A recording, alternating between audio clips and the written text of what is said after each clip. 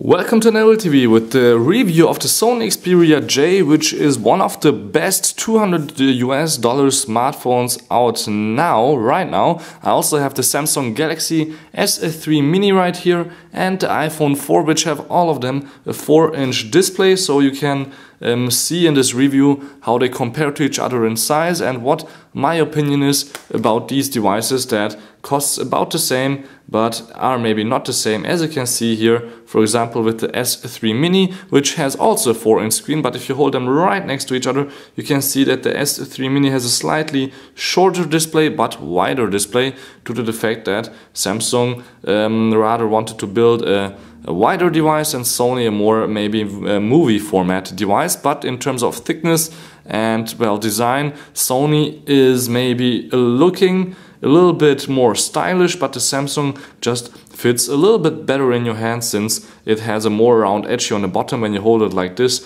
it just is a little bit nicer. This feels more well industrial, but otherwise this is a perfect phone. It costs only $200. The S3 Mini starts at $349, I think, so it's a lot more expensive. So the Sony Xperia J has also beautiful 5-megapixel camera in the back with LED light, great speakers as you will hear in a few moments. Then we have micro USB, of course, a front camera, beautiful 4-inch display with 480 x 854 pixel resolution. The microphone is right here on the bottom. Android buttons, which are all touch sensitive, not physical. Then there is an LED actually right here, which you will see when I turn on the device in a bit. Volume control, on and off switch, headphone port, and on the bottom there's actually nothing. What you can do is take off the back and then you will see that we have a huge battery inside, which has 1700 milliamps. And actually I wanted to show you anyhow what's all inside the box here when you will buy one. Since I have two right here right now, you will see that I have a second battery here where I can show you that we are really 1700 milliamp hours at 6.3 watt hours. So this is quite nice. With the Xperia J, which is also called the ST26i, then we have beautiful headphones, either in black or in white, and actually this is also a headset since there's a microphone and a little button to answer your calls inside this little plastic thing. Micro USB cable, as always, important, and I have a black bag also here because there is another one in white upstairs, since you can get them in two color options also. One nice thing also is also here that we have a micro SIM to standard SIM adapter, not nano SIM. So if you have an iPhone 5 you need another adapter, but Sony actually gives you a micro to standard adapter. And of course a battery charger, where the charger gives out 850 milliamps and it's quite small. As you can see here, there are the specs, 850 milliamps or milliamp hours, and then you can see here that we have here the USB, quite nice, small. And let's continue with the device. So micro SD card reader, quite important, and of course a SIM card reader, standard sized. Micro SD supports up to 32 gigs officially as far as I know, so no micro, or 16 gigs even only, so no micro SD XC, but you can try it out for yourself. And there's also the possibility on the corner here on the bottom to maybe put a little strap on. So this is the Sony Xperia J. Let's turn it on and then I can show you the first beautiful feature, the blue LED here on the bottom, which can also glow in different colors, which is a status LED. It is just beautifully designed. We can go here right away into the camera. There is no dedicated camera button on this device since it's a sub 200 euro device and not the Sony Xperia T, for example, which shares a similar design, but it costs also 500 to 600 euros here in Germany. But as you can see, this is quite similar in design, but we have a little bit higher grade finish. So we have a beautiful camera where you can see that the colors are maybe even a little bit brighter and wider than my GH2 Panasonic shoots this video right now. So you can see also that the display is beautifully visible from the sides also that's no problem. From the bottom and top there is no problem seeing everything on the screen. Then we also have a front camera, which is not 5 megapixel but VGA, not the clearest, also even though we have here quite good light, but it's of course enough for Skype videos. And let's go actually back to the back camera. You can also shoot panorama videos. I shot already some photos right here for you, so I can show you the zoom, which is working of course also really fast. You can see that the colors are quite okay. You can zoom into my Tissot watch that I have on right now. And I also shot a VGA video. VGA is the maximum resolution, which is 640 x 480 if you wouldn't know. There's also a possibility to shoot even smaller videos.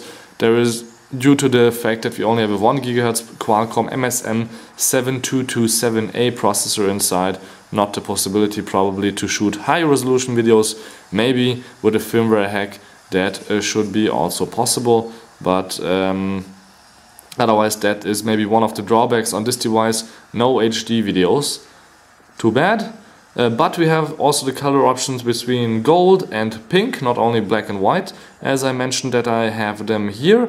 Then we have also 4 gigs of internal space, which you can extend with micro SD, which I already show you where you can find that, and Android 4.0 installed with the possibility to upgrade to 4.1 or 2, I'm not sure yet which one, probably 4.1 next year, since Sony always gives you one more update with their Xperia devices. So, as you can see, the device is actually quite smooth here.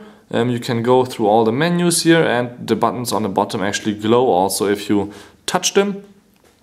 For a short while you have your regular widgets here by Sony, where you can set a few things right away.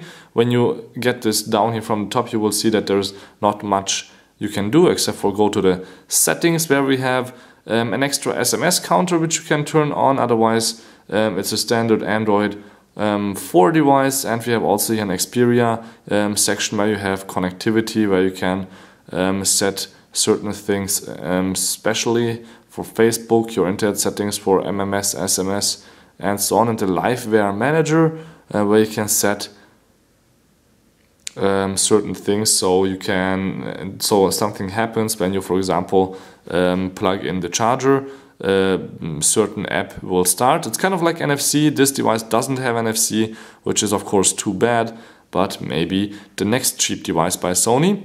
So as you can see, nothing special here. So let's go to the browser and check out some content. Like for example, I already did the German review, so we were on the New York Times standard website, which has a paywall right now. We are actually on Wi-Fi, and I'm not sure why it's so slow right now. Come on. Nah, I didn't want to go tracks. Forward one. There we go. mobile.newyorktimes.com. Let's go a little bit up, up, up, and then you can see that it doesn't sound like we have a high resolution display, but everything is quite sharp. I can't zoom in on the regular mobile website, so I will go to the desktop mode website, which loads actually quite quickly, of course, also on Wi-Fi. The text is now a little bit too small to read, which, of course, if I would have Retina, maybe it would be even then possible to read, but who wants to read this tiny text section? So you can just zoom in, it clears out or clears up. You can also flip the screen, and then actually everything is beautifully visible, and it's no problem for reading on a 4-inch device. But you already probably know that for most people that have a Apple iPhone 5 with a 4-inch display, that the screen is perfectly big enough. Not as big as the Samsung Galaxy S2 or even S3. S3 has a 4.8 and S2 4.3-inch screen, but I think 4 inches is maybe the perfect size for having just something in your pocket. So, one more thing about the device which I find quite interesting, and you see that I've demonstrated it a few times since we have a few drafts, is that we have a beautiful keyboard with a swipe functionality, which is on the Sony one of the best swipes. So let me just go quickly to the English language, since you can also set unlimited or the limited amount of languages that are available in Android, so about 30 to 40 I think, here to switch on between quite quickly. So I can write something like president right away like this, or I can write garbage, garage, and I wanted to actually write garbage, so it's quite nice that it told me right away, okay, I can hit garbage also. I just love this feature. I can write something like baby, and now if I wanted to actually not write baby but something else, I don't have to delete each and every letter singly like on a Samsung smartphone, which has the same feature, but I can just hit delete and bam, it deletes the whole word. So I love this, since if I would want to just delete one letter here inside the word, I can really just go back and forth and then just delete that letter. So I love this feature a lot more than I've seen on other Android devices, since Sony has the best swipe. I always recommend it, and switching between languages is no problem. I can write something like Mosonmagyarovar. Bam, that's a city in Hungary. I know you now say, what the hell?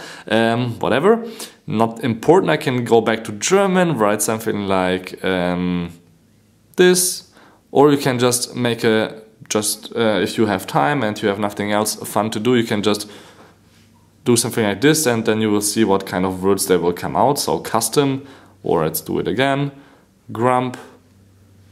So this is quite funny. And of course, one important feature also, that if you type one word that the device doesn't know for the first time, you can just really hit the word, it saves it, and if next time you will swipe it, it will know it right away, and you don't have to each time type it in single-handedly. And you can also go back to the settings on the keyboard settings, in the settings, and check out the list of words that you have taught the device.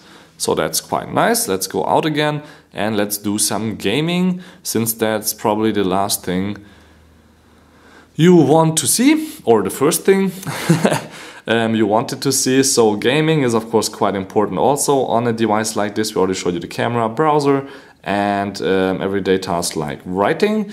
Emails look of course always the same on all devices, that's why I just showed you the keyboard off. So this is actually called Jackpack Joyride. It's for free by Halfbrick Studios that brought you Fruit Ninja, that you hopefully know. So this is quite a fun game.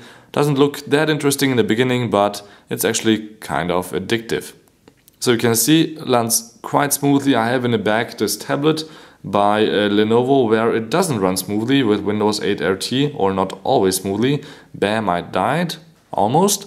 So yeah, I hope you enjoyed my Sony Xperia J smartphone test. I recommend this strongly if you are looking for a sub $200 smartphone.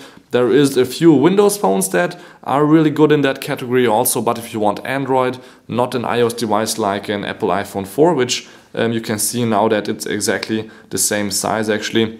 And if you don't want a Samsung, since it feels too cheap actually, that's what I hear from a lot of people also, and it's just glossy everywhere, and well, it doesn't look that good. It feels quite great. It has a little bit more RAM and a better camera for HD video shooting, not just VGA video shooting, but actually the Sony would be my go smartphone, since it has the biggest battery, 1700 milliamp hours, runs about 2.5 days on edge through, or if you just have standby for calling, it runs even 5, 6, even 7 days, what I tested right now. So this is the perfect device by Sony Xperia J. Thank you much for watching. Please like me and subscribe to me here on the bottom in YouTube. Till next time, please tune in again. This was the Sony Xperia J. Thank you much for watching. My name is Balázs Gál, and please subscribe.